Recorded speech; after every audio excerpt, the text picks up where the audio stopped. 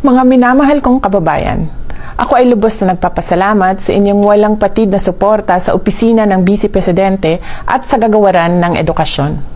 Ang inyong matatag na paniniwala sa kahalagahan ng aking trabaho at sa positibong pagbabago na aking maiaambag sa pag-udlad ng ating bansa ay siyang nagbibigay lakas at inspirasyon sa akin upang magpatuloy sa pagserbisyo sa ating bayan.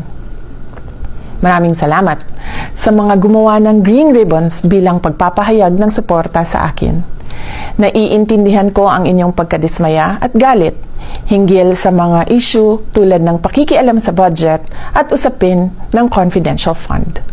Ang mga hamon sa pamumulitika ay maliit lamang kumpara sa mas matinding pagsubok sa ating ekonomiya bilang epekto ng posibleng paglaki ng tunggalian ng Israel at Hamas at tumatagal na digmaan sa pagitan ng Ukraine at Russia. Hinihikayat ko ang bawat isa sa inyo na tutukan ang paghahanda sa darating na panahon ng taghirap, lalo na sa patuloy na pagtaas ng presyo ng pagkain at iba pang bilihin. May oras para sa lahat at hindi ito ang panahon ng paninira at pamumulitika, lalo na malayo pa ang susunod na halalan para sa pagkapangulo. Higit na mahalaga ang ating pagkakaisa, pagtutulungan at pagiging handa para tiyakin ang ating mga pamilya ay ligtas at matatag sa darating na mga buwan.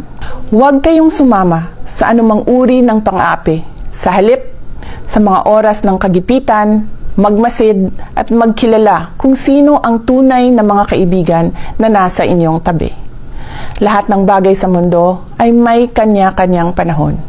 May panahon ng kapanganakan at kamatayan. Panahon ng pagtatanim at pag-aani. Panahon ng pagsugod at paghilom. Panahon ng pagwasak at pagtatayo. Panahon ng pagluha at pagtawa. Panahon ng pagluluksa at pagsayaw. Panahon ng pagkalat at pagtipon ng mga bato. Panahon ng yakap at panahon ng pag-iwas sa pagyakap. Panahon ng paghanap at pagtigil sa paghahanap. Panahon ng pag-iingat at pagtatapon. Panahon ng pagpunit at pagtahi. Panahon ng katahimikan at panahon ng pagsasalita. Panahon ng pagmamahal at pagkapuot. Panahon ng digmaan at panahon ng kapayapaan. Sa bawat yugto ng ating buhay, mahalaga na piliin natin ang kabutihan, pagkakaunawaan at pagkakaisa.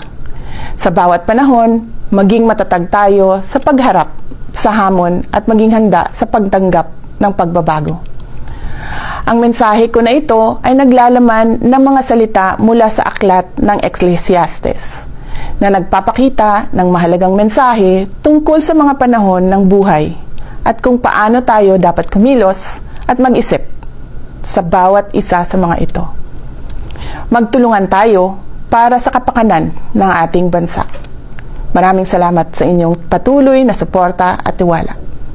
Mga kababayan, patuloy tayo maging matatag sa pagtaguyod ng isang bansang makabata at mga batang makabansa. Ang lahat para sa Diyos, sa bayan at sa pamilyang Pilipino. Syukran.